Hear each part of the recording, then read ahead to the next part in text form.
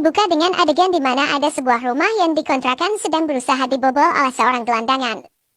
Dia berusaha membuka pintu rumah itu dengan alat-alatnya.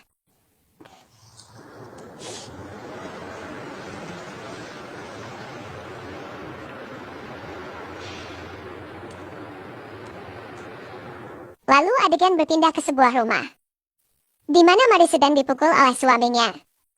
Rupanya si suami tidak suka dengan Mari yang kepo menanyakan dia habis dari mana dan menuduhnya selingkuh. Lalu si suami mengingatkan kepadanya jika dia sudah tidak suka dengan dirinya, silahkan pergi. Namun hutang orang tuanya tidak akan dia bayar. Dengan sombongnya dia bilang jika dia pergi, tidak akan menemukan pria sekaya dirinya. Mari hanya bisa diam dan pasrah dengan keadaan tersebut. Kemudian adegan kembali ke si gelandangan, dia berhasil masuk ke ruangan rumah itu. Dan dia pun istirahat sambil menikmati makanan dan minuman yang dia bawa.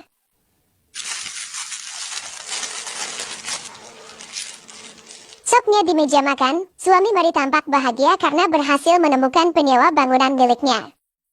Dia kemudian meminta untuk dicarikan penyewa ruangan di lantai 2 yang sudah lama kosong.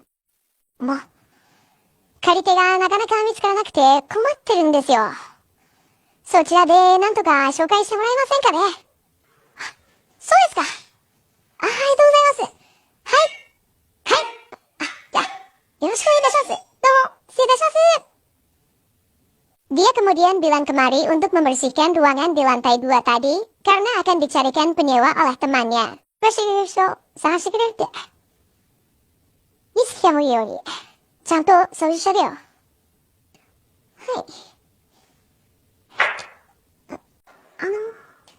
Mari menanyakan kapan suaminya pulang, namun si suami tampak kesal dengan pertanyaan itu, karena dia sendiri tidak tahu kapan akan pulang. Kemudian Mari menuju ruangan yang akan dibersihkannya. Ternyata ruangan itu yang semalam dibobol oleh si gelandangan. Dia kaget dengan kehadiran Mari di sana. Dia hanya bisa memperhatikan Mari yang membersihkan tempat tersebut.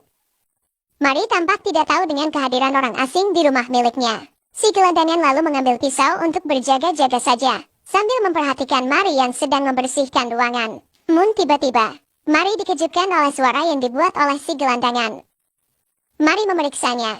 Si gelandangan yang kaget karena ketahuan, langsung menodongkan pisau ke arah Mari. Mari lalu mengancam akan melapor ke polisi. Dia kemudian mengambil ponsel miliknya. Si gelandangan masih menodongkan pisaunya.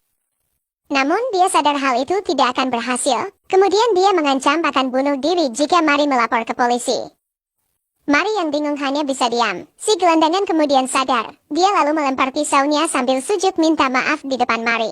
Dia di sana hanya numpang istirahat karena tidak punya uang dan tempat tinggal, serta pekerjaan juga.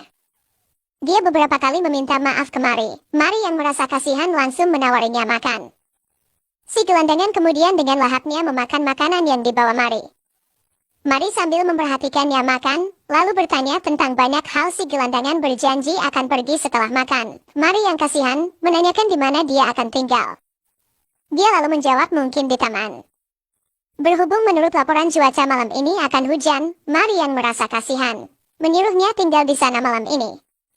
Dia akan merahasiakan keberadaannya, dengan syarat dia tidak boleh berisik. Dan Mari pun meninggalkannya sendiri. Namun sepertinya dari gelagatnya, dia malah tertarik dengan si gelandangan tersebut. Malamnya, Mari menunggu suaminya di meja makan. Dia menunggu untuk makan bersamanya.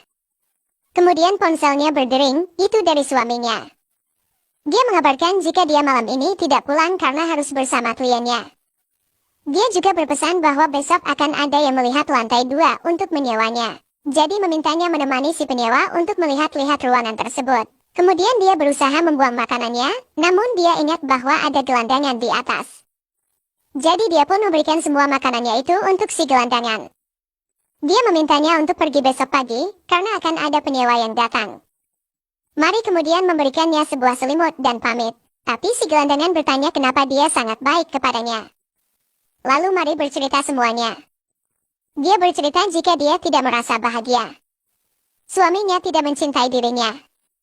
Dan mungkin berselingkuh. Dia juga merasa jika bercerai darinya tidaklah mungkin karena berbagai alasan. Si gelandangan rupanya tahu jika Mari wanita yang kesepian, kemudian dengan berani dia mendekati Mari.